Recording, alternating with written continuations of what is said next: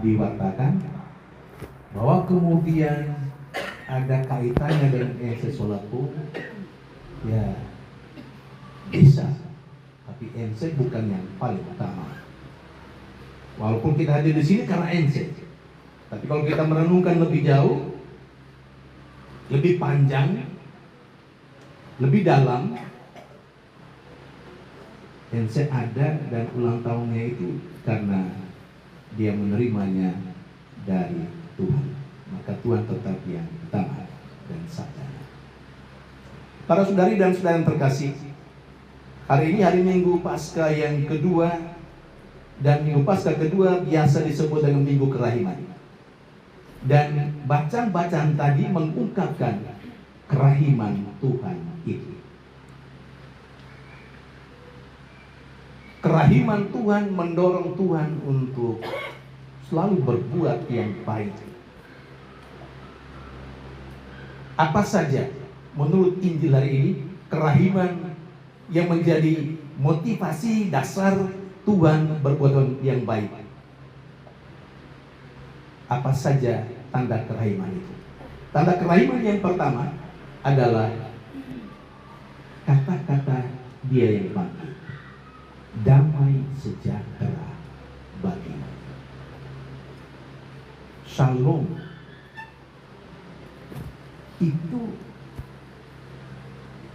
bukti kerahiman, atau itu adalah yang dilakukan oleh Allah yang Maha Rahim. Shalom, selamat.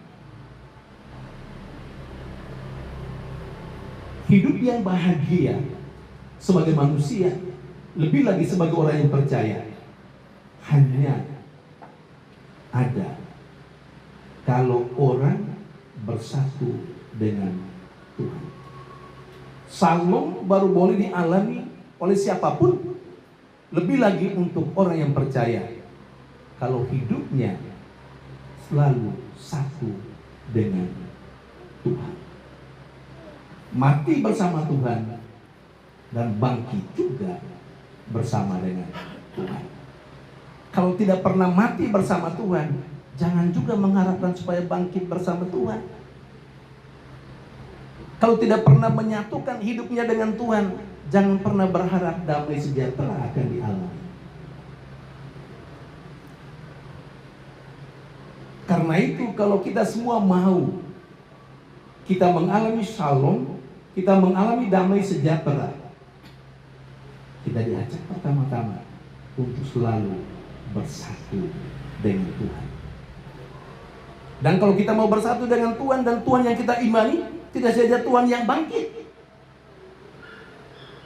tapi Dia adalah Tuhan yang pernah lahir, yang pernah menderita, yang pernah mati, lalu kemudian bangkit. Banyak orang yang percaya kepada Tuhan, mau bersatu dengan Tuhan, tetapi Tuhan yang bangkit saja tidak cukup. Enak aja, mau yang enaknya saja, nyatu dengan Tuhan. Yang tidak enak, tinggalkan Tuhan. Saudari dan saudara yang terkasih, wujud kerahiman Tuhan yang lain adalah kepercayaan Tuhan kepada para muridnya. Karena itu Tuhan yang bangkit berkata, sama seperti Bapa mengutus aku mengutus kamu. Dan ketika Tuhan yang Maha Rahim itu berkata seperti itu, aku mengutus kamu, Tuhan memberi kepercayaan kepada para muridnya untuk mewartakan kebangkitan, dan itu dilakukan atau disupport oleh Tuhan sendiri dengan Roh Kudusnya sendiri. Tanpa Roh Kudus, Petrus yang penakut tetap menjadi penakut. Petrus yang menyangkal tetap menyangkal Tuhan. Kalau tanpa Roh Tuhan yang diutus kepada para rasul. Karena itu Yesus berani memberi kepercayaan, pengutusan kepada para rasul Karena dia mensupport sendiri kekuatan yang berasal dari dia dan Bapa, supaya para rasul pergi melaksanakan karya perutusan itu.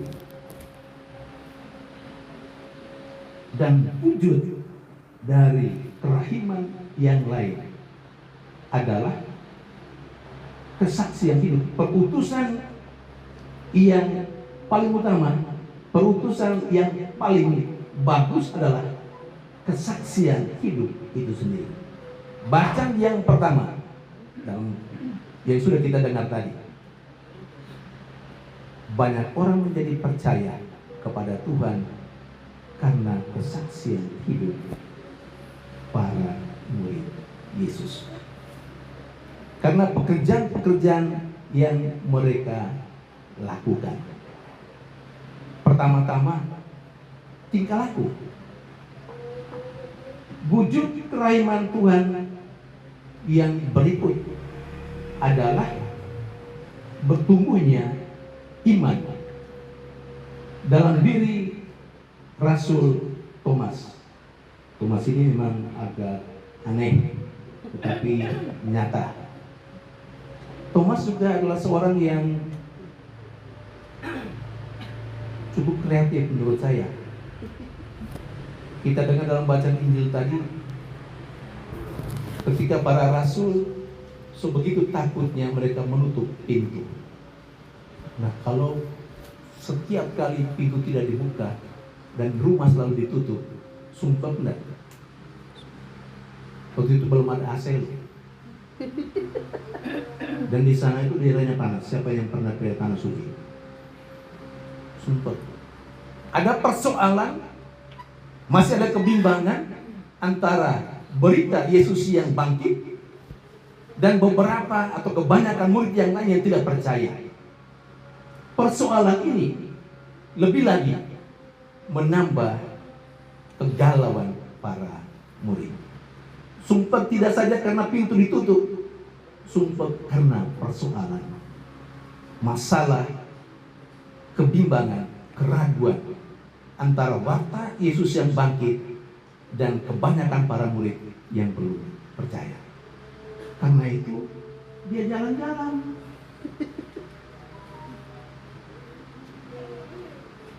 Pada titik inilah Thomas menjadi sosok yang memberikan gambaran kepada kita. Tidak semua persoalan itu mau dihadapi. Banyak kali persoalan itu mau dihindari. Ketika persoalan dihindari, banyak kerugian yang akan kita alami. Rasul Thomas, penampakan Yesus yang pertama terjadi ketika Thomas lagi jalan-jalan ada di luar. Karena itu ketika dia datang dan para murid yang lain berkata, kami telah melihat Tuhan. Tuhan menampakkan diri kepada kami. Dia tidak percaya karena memang dia tidak ada bersama dengan para rasul yang lain. Dia cari enaknya sendiri. Tidak mau bersatu dengan para rasul yang juga mungkin galau. Tetapi dalam kegalauan, dalam kebersamaan untuk mengalami kegalauan itu, mereka justru mengalami sukacita. Karena Yesus justru hadir dalam kebersamaan para rasul Yesus. Saudari dan saudara terkasih, banyak kali kita tidak tahu apa yang terjadi dalam lingkup kehidupan kita, kehidupan beriman kita, kehidupan gereja kita, karena kita mau jalan sendiri, bukan? Orang doa kita di rumah saja, orang ke gereja kita di rumah saja. Ada pengumuman, kita tidak tahu apa-apa. Apa yang terjadi dengan paroki kita, dengan lingkungan kita, karena kita suka berjalan sendiri. Persis Thomas. Walaupun pada penampakan yang kedua Yesus datang dan Thomas bertobat, Yesus dengan sangat tegas, "Hai Thomas, begini. Lalu Thomas mengungkapkan imannya kepada Tuhan. Dia Tuhan dan Allah.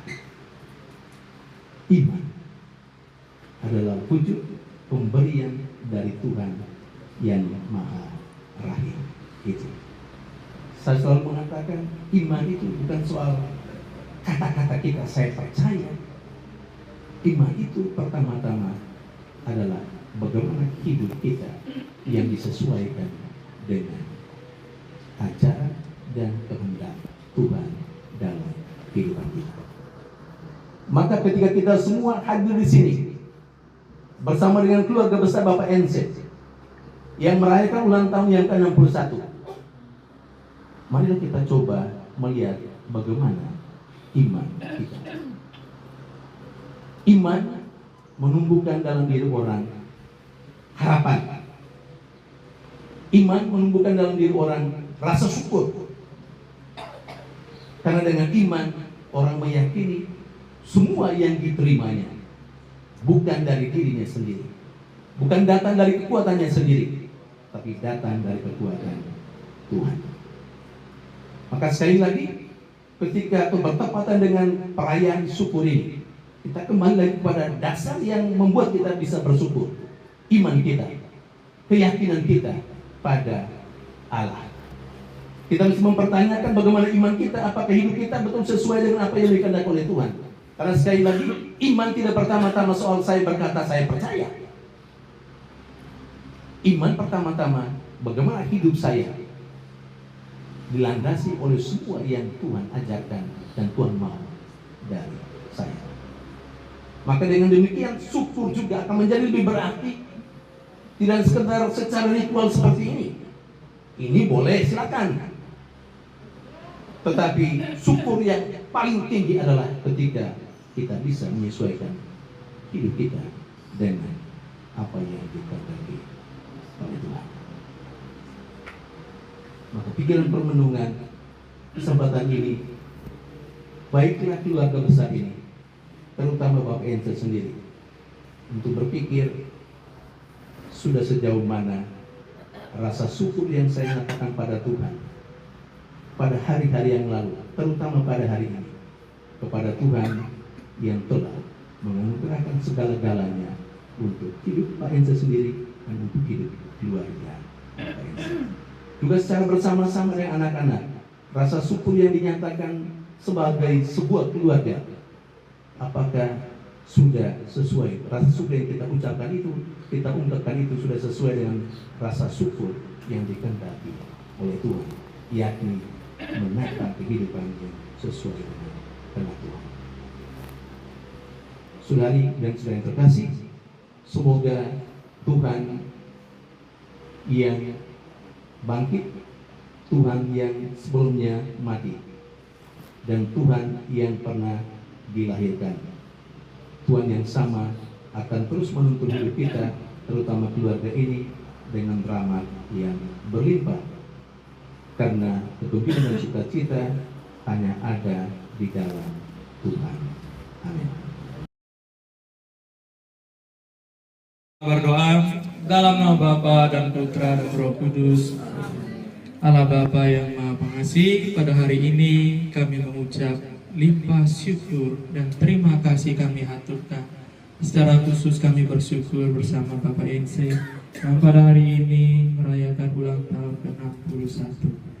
Ya Bapa, dengan ungkapan syukur ini yang kami panjatkan kepadamu, seluruh doa, permohonan, dukungan, dan niat baik kami ingin kami rayakan bersama makan siang ini. Kiranya Engkau sudi juga memberkati makanan dan minuman yang telah tersedia bagi kami semua, agar kiranya kami yang menyantapnya boleh mendapat kekuatan baru darimu untuk menjalani seluruh aktivitas kami. Berkatilah mereka yang telah menyiapkannya bagi kami, keluarga, dan semua orang yang siap dengan caranya masing-masing mempersiapkan ini bagi kami. Seluruh doa dan niat ini kami aturkan kepadamu Tuhan, dengan pengantaran Kristus Tuhan kami. Amin. Tuhan bersamamu. Semoga Bapak Ence yang merayakan hari ulang tahun yang ke-61 pada hari ini, keluarga Bapak Ence, anak-anak, seluruh cita-cita keluarga, cita-cita anak-anak, seluruh pekerjaan dan usaha keluarga, serta kita sekalian, utamanya makanan minuman ini, senantiasa diberkati oleh Allah yang Maha Kuasa, Bapa dan Putra dan Roh Kudus. Amin.